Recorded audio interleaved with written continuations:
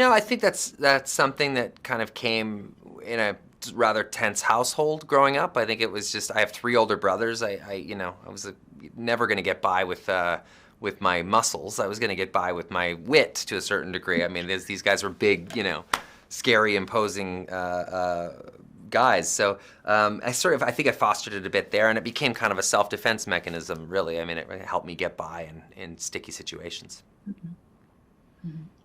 Oh yeah, that's exactly what, that's everything that drew me to the film. I loved the sort of that 80s Amblin Spielberg era movie making, E.T., Indiana Jones, Back to the Future, all those films that meant so much to me as a kid. And really didn't, the thing that those movies did so well is they never pandered to children or adults. They sort of, I remember watching those movies and with my dad, and both of us just being equally blown away. And I think that they did something really important. It's something that we certainly set out to do with Adam Project is create a film that has enormous spectacle and true audience delight, while at the same time has an emotional spine to it and something that really punches you in the heart. And I think that emotional aspect of the movie is a little bit about reconciliation. It's reconciling one's memories of your parents and how they raised you and what they did right and what they did wrong with the truth. And the truth is often a little bit different than the story we tell ourselves. It certainly is for me and my father, and that's something we wanted to infuse and imbue in this movie in a big way.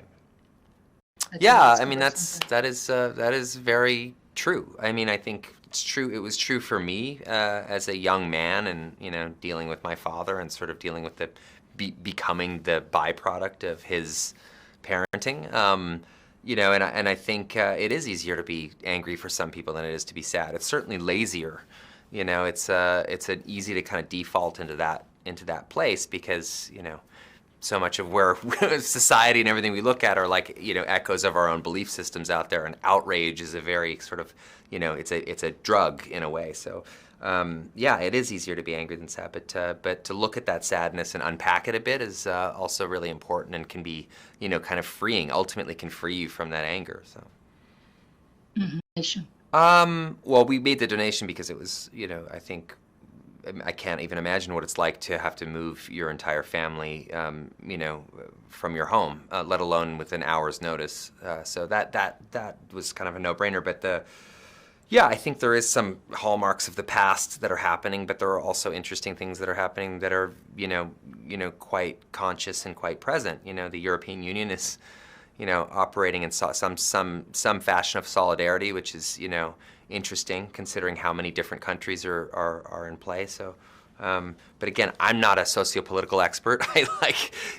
I'm here to talk about a movie, and that's sort of, I know that is my area of expertise, but I think there's a lot of hope to be had in the turmoil out there, I hope, as well, and we'll see. So.